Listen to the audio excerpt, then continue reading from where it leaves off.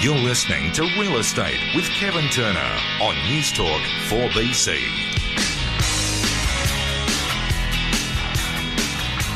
And it's good to be with you too. 19 to 8:30. We've got news coming up at 8:30. My guest is Adam Nobel from Space Property. Adam, this weekend people out looking at buying, what are some of the tips that you'd give them in terms of negotiation? Okay, I think the best thing they can do is to get their finance pre-approved and to know exactly what their limit is. If a selling agent does some sort of qualification, they will ask whether their finance is approved. It just puts the buyer in the best possible position, I believe, if they're ready. Sellers like that, obviously. Most sellers will like minimum conditions. So if there is a finance clause in place, they want to know that the buyer is all good to go. Just on that point, though, finance approved, the banks may still have to do a valuation. I mean, there is a danger if you think, oh, well, my finance is approved, I've got a letter here, then they go unconditional, only to find that the bank wants to do a valuation and it doesn't stack up. Yeah, I've never had one fall over in my career. I've sold a lot of properties over the last 10 years, never fallen over. So, is that something you do? Because I've heard of a lot that have fallen over. Yeah, I've heard of it happening to other agents, but it never has happened to me.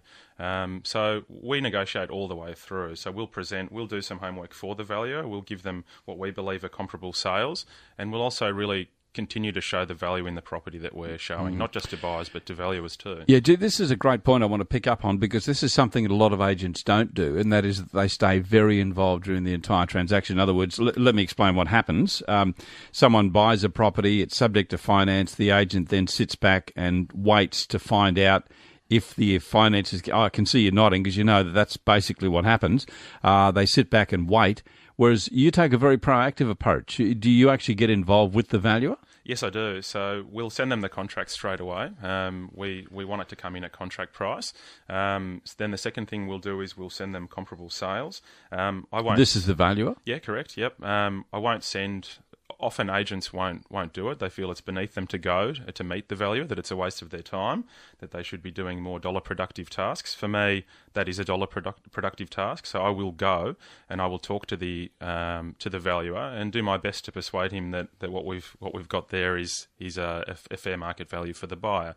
There's been times where I've sold a property that I believe is $150,000 more than actually what anyone thought would be achievable. But we still will go along and we'll say that we believe it should be at contract price. So the negotiation doesn't stop once you've got a deal together. It keeps going. What's the reaction you get from from valuers? Because I know some valuers will say that that's the last thing they want is an agent hanging around. Well, I try to make it as easy as possible for everyone that does business with us, and I've found that I've had great rapport and great relationships with every valuer. There's a lot of buildings that I've sold in where the lot numbers and the unit numbers are not the same, and so I get a phone call regularly. I'd get a phone call once or twice a week. Explain to me what you mean by that, because I understand, but let's explain it. Okay, so for example, there's one particular building, say in Low River Terrace in South Brisbane. It's called South Bank Apartments, and so you might go and knock on the door. So you might say, I live at unit 88, but when you put a contract together for that unit, it might be lot number 9, for example. And interestingly, the garages in there, nearly all of them are on the lot number, not the actual unit number as well. So a valuer might want to know, so there might be an off-market transaction that's occurred in that building, or there might just be a regular sale that's happened, and the valuer is having trouble understanding which unit is which, basically. I know exactly which unit is which. I know all 93 units like the back of my hand. They will ring me and I will discuss with them the differences from each unit and give them those details. So because I'm happy to help valuers, they're more than happy to have me stick around and help. Because you don't get a say in which valuer is used. The banks normally have their own panels. They do. That's correct. They do. There are some that tend to... for example, again, in my trade area in West End, Highgate Hill, South Brisbane, there is one that regularly comes. She's regarded as the top valuer for houses in the area if they're over a specific price range. So if they're sort of 1.2 plus, she tends to be appointed to them because of her expertise, and she's an absolutely brilliant valuer. So she's very commercial and understanding of the market. Okay, so we didn't really get past bank valuations or getting finance approved. Any other tips for buyers? Yeah, I think it's important to set a limit to understand exactly where you can go to. Definitely with the pre-approval, it's important to understand where you are there as well. You wouldn't want to miss out by 5-10 grand because you don't know the figure from your bank. That would hurt a lot. Can I ask you a question on that point about setting the limit? There's always a negotiation level. A price on a property doesn't mean that that's what it's going to sell for. That's the asking price. There's a negotiation level under that, and depends on where the market is as to how much that will move. Yeah. So when someone sets a limit, is it reasonable for them to look at prices, properties that are listed above their limit? Yeah, definitely. And do you give them advice about how much above they should be looking? It really comes down. I do. Sometimes. A friend of mine recently actually said that she was looking for a property to rent, for example, and she wasn't finding anything in her price bracket.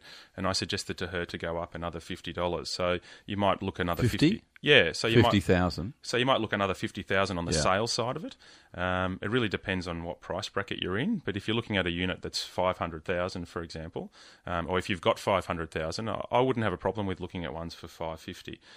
There's a lot of properties that may be overpriced that are on the market. Some agents may take a pricing strategy of putting it higher and negotiating down. That's not something I would do. Yeah. It's always difficult to understand how much you should tell an agent. In other words, I've got 500,000, but I'm happy to look at this property for 550,000. The agent's going to, may mentally know that the seller's just not going to accept 500,000. That may impede that negotiation process. I'd still get them to come along because we know buyers buy up, and the fact of the matter is that they may have been looking at many overpriced properties in a lower price bracket, and then they come in and see this and they see exceptional value. They see so much more that they really would like, and they think, wow, this is a great place. I can see myself here. And then they can go and find a way. They might go back to family. They might restructure the loan. We've got great brokers that we've got access to, the industry's best, that we could have a conversation with them. They may find that they can borrow a lot more. So we want to include as many people in the process as possible because they may be surprised in what's achievable. We're going to take a break. We're coming up to news. It's 8:26, and my guest is Adam Nobel from Space Property. Back in just a moment.